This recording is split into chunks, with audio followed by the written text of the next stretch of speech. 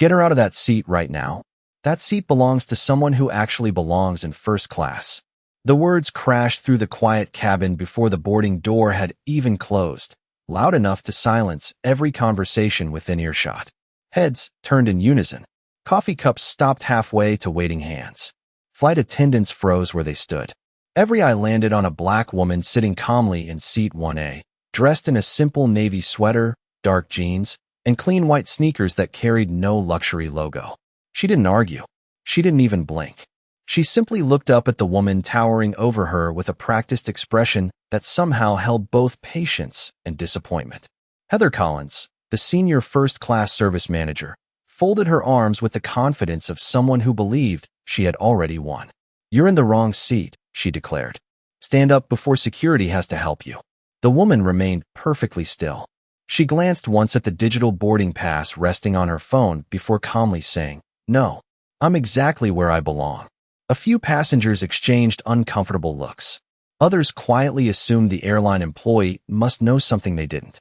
Standing only a few feet away, Richard Caldwell adjusted the sleeve of his expensive tailored jacket and smiled with barely concealed satisfaction. "Heather," he said loudly enough for nearby rows to hear, "I'd appreciate getting to my seat before this delays the flight." His tone carried the effortless confidence of someone accustomed to having doors open before he reached them. Heather nodded immediately. "Of course, Mr. Caldwell. We'll have this resolved in just a moment." She leaned closer to the seated woman. "Last warning. You're taking another passenger's seat." The woman calmly raised her phone, displaying the boarding pass. "Seat 1A. Confirmed." Heather barely looked at it before waving it away as if facts were merely inconveniences. "Digital mistakes happen," she replied. "People try this all the time." A murmur drifted through the cabin. Some passengers looked skeptical. Others avoided making eye contact entirely. One young flight attendant standing several rows back frowned as she quietly stared at the boarding scanner still hanging from her shoulder. She remembered seeing that same boarding pass flash green only minutes earlier. Near row 2, a traveler slowly lifted his phone, angling it just enough to begin recording without drawing attention to himself. The atmosphere inside the premium cabin no longer felt luxurious.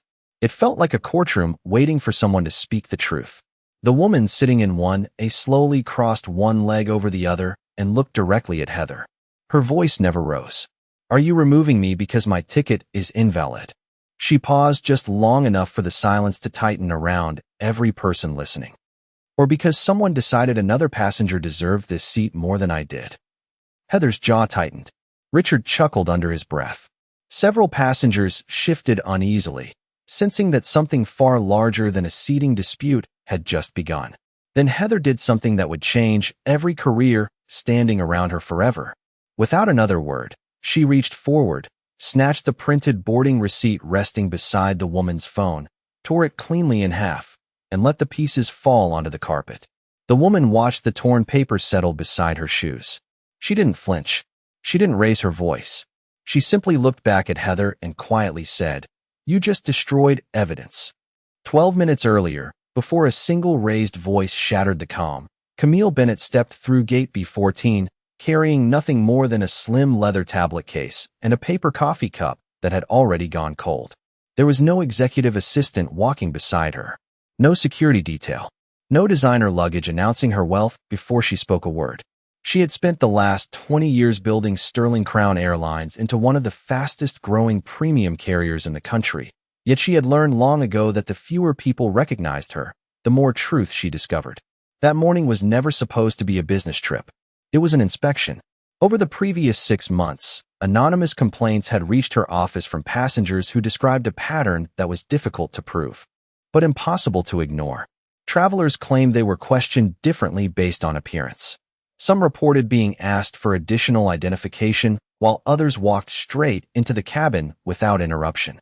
Several mentioned subtle seat changes that always seemed to favor influential customers.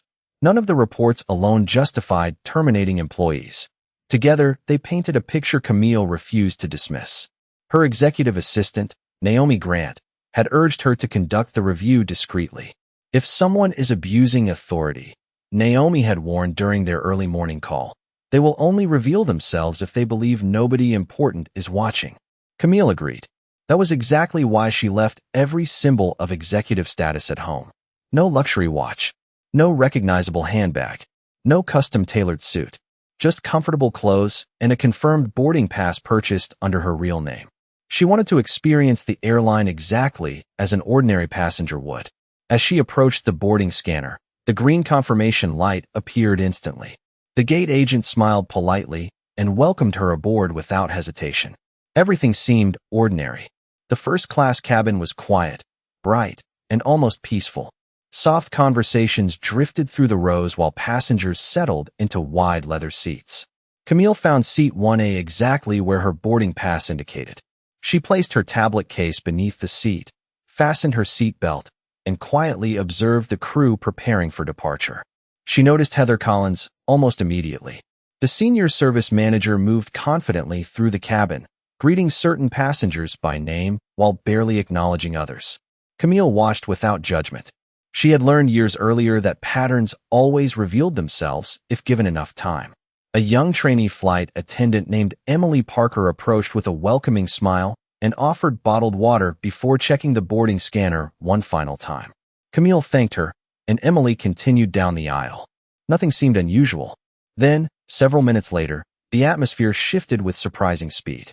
Richard Caldwell stepped into the first-class cabin wearing an expensive charcoal suit and carrying himself with the certainty of someone who expected every inconvenience to disappear before reaching him. Heather's expression brightened the instant she saw him. They exchanged a familiar smile that suggested this was far from their first meeting. Richard glanced toward the front of the cabin, stopped walking, and stared directly at seat 1A. His pleasant expression faded almost instantly. He leaned toward Heather just enough for Camille to notice, but not enough for everyone else to hear. Heather followed his gaze. The smile disappeared from her face. She looked back at Richard, gave a small reassuring nod, and quietly said, "Do not worry. I will take care of it." Then she turned, walked directly toward Camille, and everything changed. Heather stopped beside seat 1A with the confidence of someone who believed the conversation was already over before it had begun. She smiled politely at Richard Caldwell, then looked down at Camille as though the woman sitting there had become nothing more than an inconvenience delaying an important customer. "There has been a seating issue," Heather said. "I need you to collect your belongings and move to another seat." Camille looked up without the slightest trace of frustration. "According to my boarding pass, there is no seating issue." Heather extended her hand. "Let me see it again." Camille handed over her phone. Heather glanced at the screen for barely a second before lowering it. "The system has been updated. This seat is no longer assigned to you." Camille held out her hand. "Then show me the updated assignment." Heather hesitated for a fraction of a second before replying. "Passenger information is confidential." Richard stepped closer, his expensive leather briefcase resting casually against his leg. "I have flown this route for years," he announced loudly enough for nearby passengers to hear. "This seat has always been reserved for me whenever I travel. There must have been some kind of mistake during boarding." Camille turned toward him with the same calm expression. "Then perhaps the airline should correct the mistake using its records instead of assumptions." Richard smiled, but it was not a friendly smile. Sometimes common sense is faster than paperwork. Several passengers looked away, uncomfortable with where the conversation was heading. Others quietly watched, sensing that the dispute had become about far more than seat numbers. Heather folded her arms. "Mr. Caldwell is one of our most valued passengers. We are simply restoring the proper seating arrangement." Camille answered immediately. "You cannot restore something that never belonged to him." Heather's patience visibly thinned. "You are making this much more difficult than necessary." Camille tilted her head slightly. "No, I am asking you to follow your own policy." The words hung in the air like a challenge. Heather looked toward another member of the cabin crew standing near the galley. "Please notify Captain Thomas Reed that we have a passenger refusing crew instructions." The message spread through the cabin almost instantly. Conversation stopped altogether. Emily Parker stood frozen near the beverage station. She remembered watching Camille's boarding pass scan successfully. She remembered seat 1A appearing clearly on the handheld device. Nothing about this situation matched what she had witnessed only minutes before.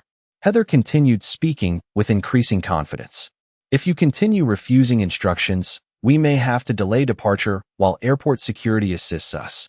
Camille remained seated with both hands resting calmly in her lap. Then, before anyone delays this flight, verify the passenger manifest. Richard gave a quiet laugh.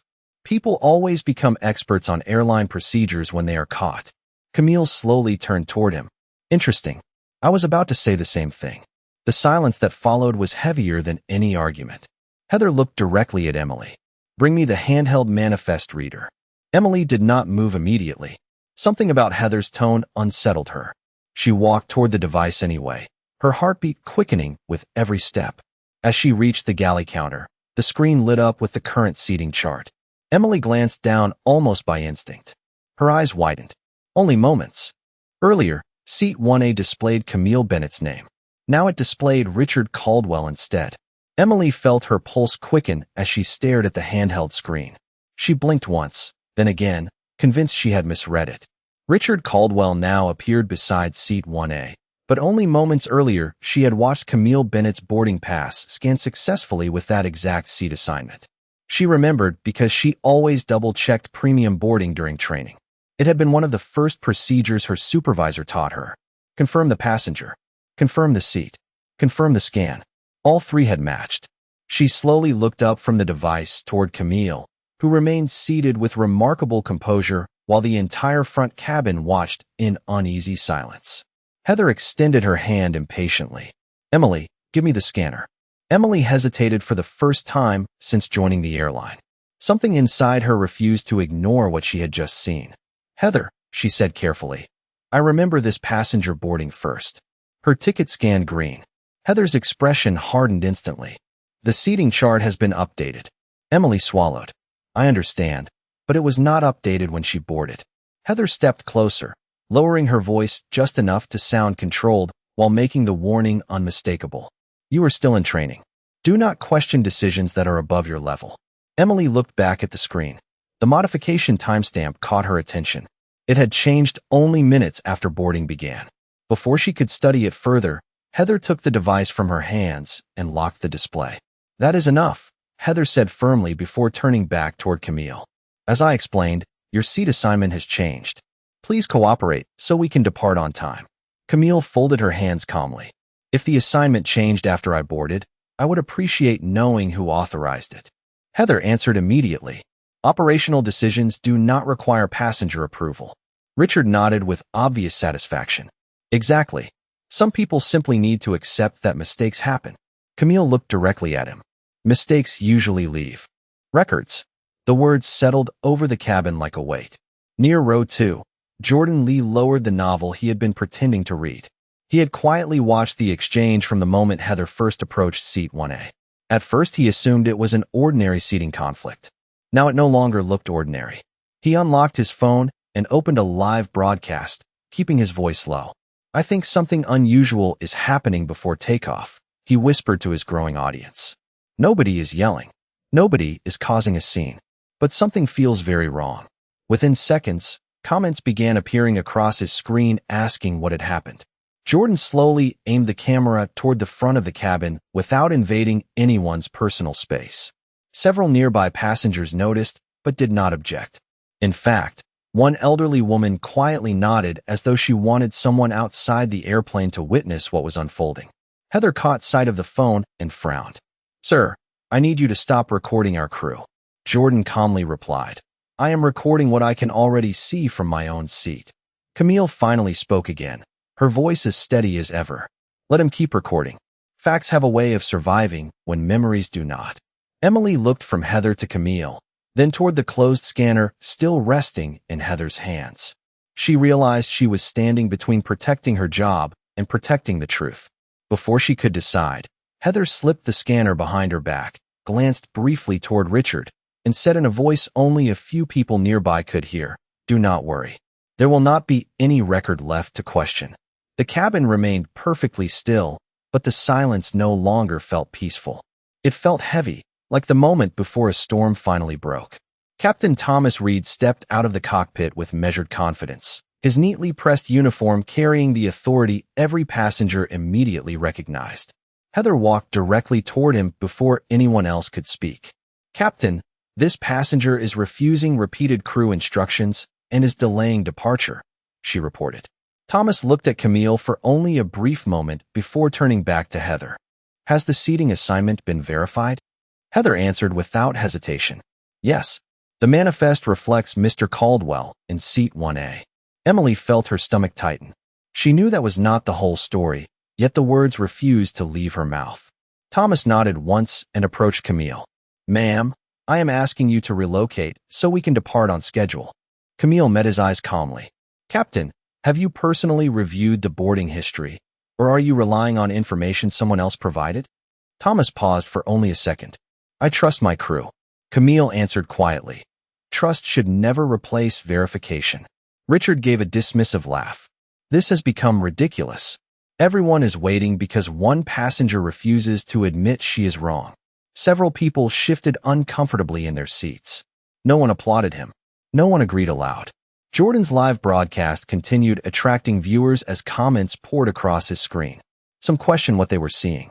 Others urged the crew to verify the records before removing anyone. The discussion inside the cabin was no longer private. Emily lowered her eyes, trying to steady her breathing. She remembered another conversation during orientation. An instructor had told every trainee that safety began with facts, not assumptions. Yet standing here now, facts seemed to matter less than appearances. Camille slowly rested one hand against the armrest, her expression unchanged. The movement triggered an old memory she had carried for decades. She was 19 years old again, watching her mother stand quietly beside a long-distance bus after another passenger insisted they could not possibly have purchased seats near the front. Her mother had never raised her voice. She had simply shown her ticket over and over while strangers looked everywhere except at her face. Later that evening, her mother had smiled through the disappointment and whispered, "Never let someone else's prejudice teach you who you are." Camille had never forgotten those words. They had followed her through college, through every business negotiation, and through every company she built. Now they echoed once again inside a first-class cabin. Thousands of feet from nothing and only minutes from takeoff. Heather stepped closer, her voice sharpening. Captain, we cannot continue arguing all morning. Thomas nodded toward the forward cabin entrance where an airport customer service representative had just arrived. If necessary, we can ask ground operations to assist. Camille looked toward Heather one final time. You are no longer enforcing airline policy. You are protecting a decision that should never have been made. Heather crossed her arms. That is your opinion. Camille replied, No, that is the record you are trying to erase. Emily suddenly lifted her head. Her fear gave way to something stronger. Before anyone else could speak, she took one step forward and said clearly enough for the entire cabin to hear, Captain, I saw the original boarding assignment with my own eyes, and I do not believe this seating change happened before she boarded. Emily's words settled over the cabin with a force no raised voice could have matched. Nobody interrupted her. Even Richard Caldwell stopped smiling for a moment. Captain Thomas Reed slowly turned toward the young flight attendant. Are you certain? He asked. Emily took a steady breath. Yes, Captain. I watched Ms. Bennett's boarding pass scan successfully. Seat 1A was assigned to her when she boarded this aircraft. Heather stepped between them before Thomas could ask another question. She is new, Heather said quickly. She misunderstood what she saw. Emily shook her head. I did not misunderstand the scanner. Heather's expression hardened. Enough. Return to your station. Emily did not move.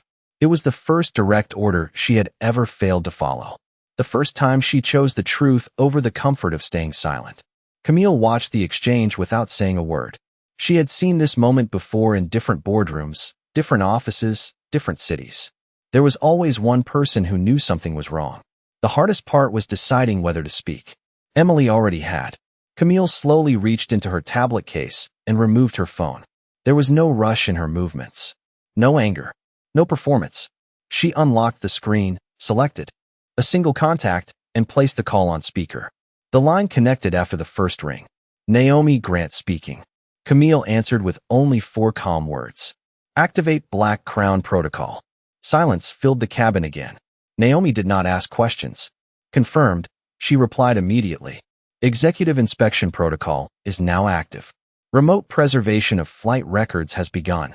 Passenger manifests, seat modification logs, boarding scans, crew communications, and cabin surveillance are being copied to the corporate compliance servers. Heather frowned. What is this? Camille ignored the question. Naomi continued reading from her screen. Seat 1A was assigned to Camille Bennett at 7:48 this morning. Boarding verification completed successfully at 8:22. System modification detected at 8:29. User credentials associated with the modification belong to Senior Service Manager Heather Collins. Every face in the front cabin turned toward Heather. She laughed nervously. That is impossible. The system must be wrong. Naomi continued without hesitation. Additional record located. A manual reassignment transferred Seat 1A to Richard Caldwell 43 seconds after the original assignment was removed. No operational authorization was attached to the change. Richard's confident posture suddenly weakened. I never asked anyone to change the system, he said quickly. Camille looked at him for the first time since the call began. You did not need to ask after someone had already decided you deserved it more. Jordan's live broadcast exploded with comments as thousands of viewers watched the cabin fall completely silent. Several passengers quietly exchanged astonished glances. The elderly woman near row 3 slowly folded her newspaper and whispered, "So she was telling the truth all along." Naomi spoke again.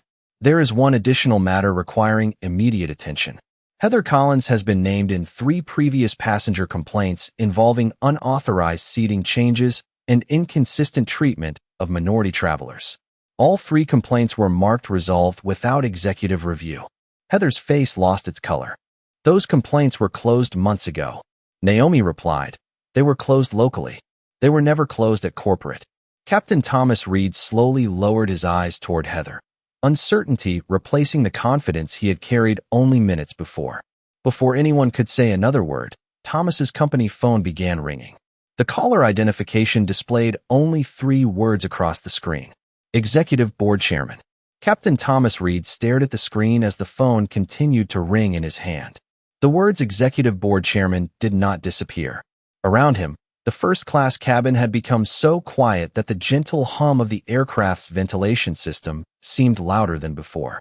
Heather forced a nervous smile. "Captain, you should answer it," she said, trying to sound confident even as her voice began to betray her. Thomas accepted the call. "Good morning, sir." The reply came immediately, loud enough for everyone nearby to hear. "Captain Reed, do not authorize another passenger movement.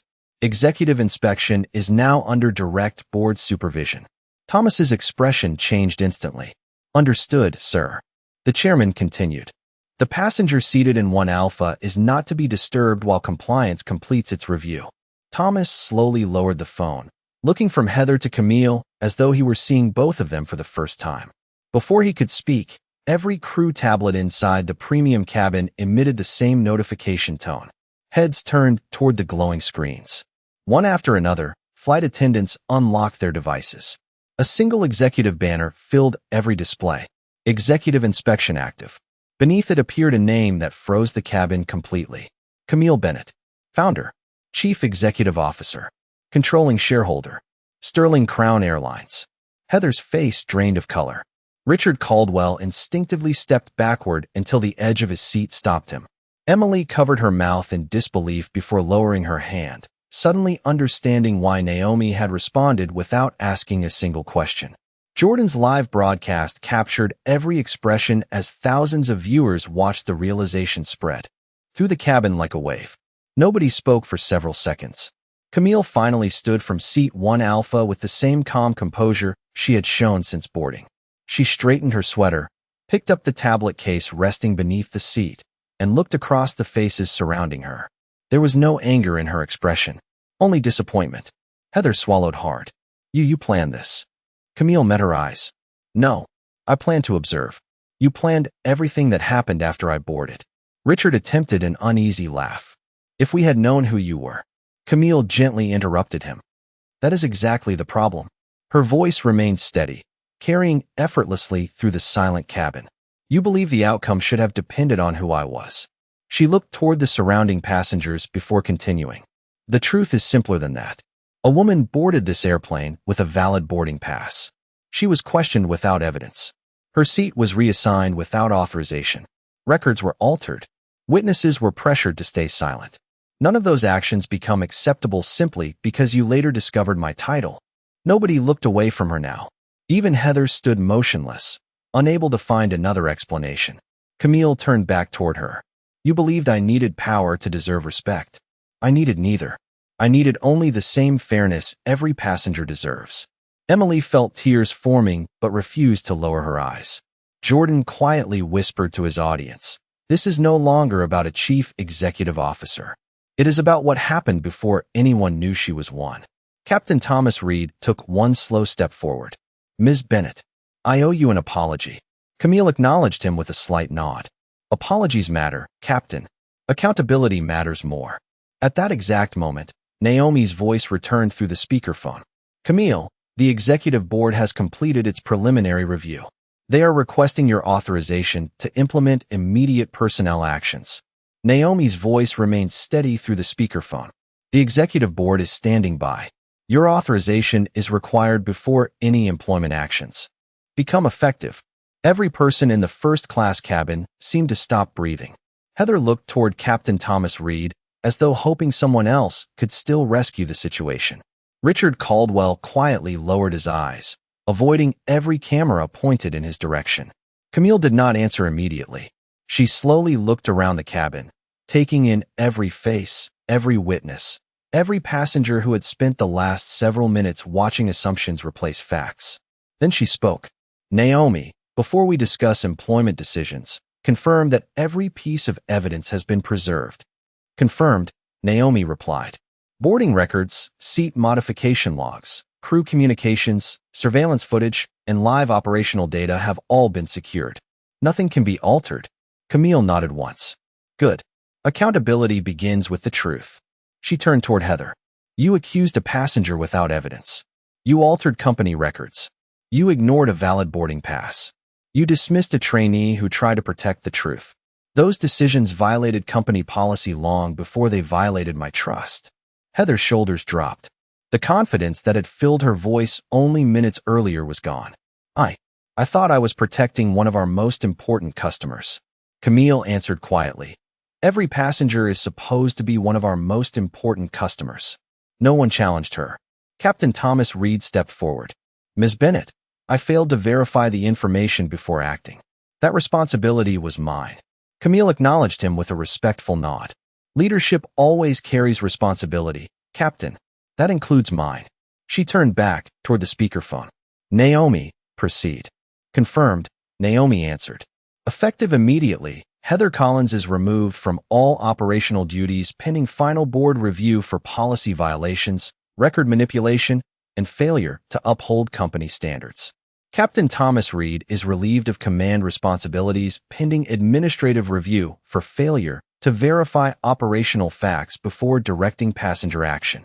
The notification tones echoed once again across every crew tablet. Heather looked down at her device. Her access badge displayed one message in bright red letters. "Administrative access suspended." Captain Reed's screen displayed the same notice. Richard shifted uneasily.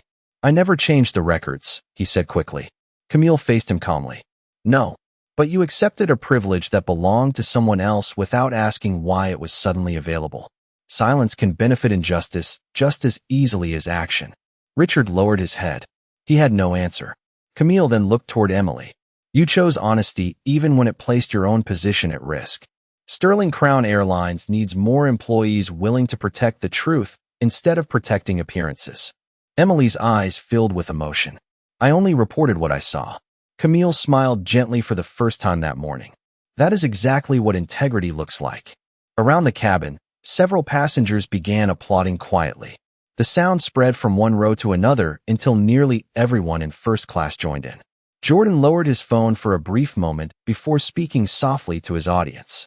"Nobody is cheering because someone lost a job. They are cheering because the truth finally mattered." As the applause slowly faded, Naomi spoke once more through the speakerphone. "Camille, there is one final report you have not seen yet. Corporate investigators have just uncovered something involving this same crew that reaches far beyond today's flight." Naomi allowed only a brief pause before continuing. "Corporate investigators compared today's activity with archived operational records. The same pattern appeared on multiple flights over the past 18 months. Unauthorized seat changes, selective upgrades, Passenger complaints closed without executive review. Today's inspection preserved the evidence before any of it could disappear. A quiet wave of disbelief moved through the cabin. Heather slowly lowered herself into the nearest jump seat, staring at the floor as the weight of every decision finally settled around her. Captain Thomas Reed removed his identification badge and placed it carefully on the service counter without being asked. Richard Caldwell remained standing beside seat 1A, looking at the boarding pass he had accepted without question only minutes earlier. Camille listened without interrupting. She had not boarded this flight hoping to remove employees. She had boarded hoping the complaints were wrong. The silence inside the cabin told her they were not. Naomi continued. The board has unanimously approved a full independent audit of premium cabin operations across the airline. Every unresolved complaint connected to today's findings will be reopened. Camille nodded once. That is the right decision. She then looked toward the passengers who had witnessed everything from beginning to end. I want every traveler on this aircraft to know something. This investigation is not happening because the passenger involved happened to be the chief executive officer. It is happening because every passenger deserves to be treated with dignity before anyone knows their title, their profession, or the balance in their bank account. Several people quietly applauded again, but this time the applause carried a different feeling. It was no longer surprise. It was agreement. Camille turned toward Emily. Beginning today, you will join the corporate guest experience team until your training is complete. We need people who are willing to protect facts even when it is uncomfortable. Emily could barely speak. Thank you. I promise I will earn that trust. Camille smiled warmly. You already have. She then faced Captain Reed. Your future will be determined through the same fair process that every employee deserves. Accountability must never become revenge. Thomas nodded respectfully. I understand, and I accept responsibility. Richard finally found the courage to speak. Ms. Bennett, I should have questioned why the seat was suddenly offered to me. I benefited from a decision that harmed someone else. Camille answered without hesitation. The strongest apology is changing what you do the next time you witness something that is wrong. Richard quietly agreed. Jordan ended his live broadcast with one final sweep across the peaceful cabin. The comments flooding his screen no longer focused on a shocking confrontation. They focused on a simple truth that thousands of people recognized in their own lives. Respect should never depend on appearance. A few minutes later, boarding was completed once again. This time there were no raised voices, no assumptions, and no special treatment. Camille remained in seat 1A because it had always been her assigned seat. As the aircraft pushed back from the gate, sunlight stretched across the cabin windows, replacing the tension that had filled the morning with a quiet sense of justice. Camille looked outside for a moment before closing her tablet case. She had not raised her voice. She had not demanded respect because of her position. She had simply insisted that the rules apply equally to everyone. That was the standard she had built her airline to represent, and that was the standard she intended to protect. Because true leadership is never measured by how much power someone possesses. It is measured by whether they use that power to make sure the next person never has to fight the same battle again.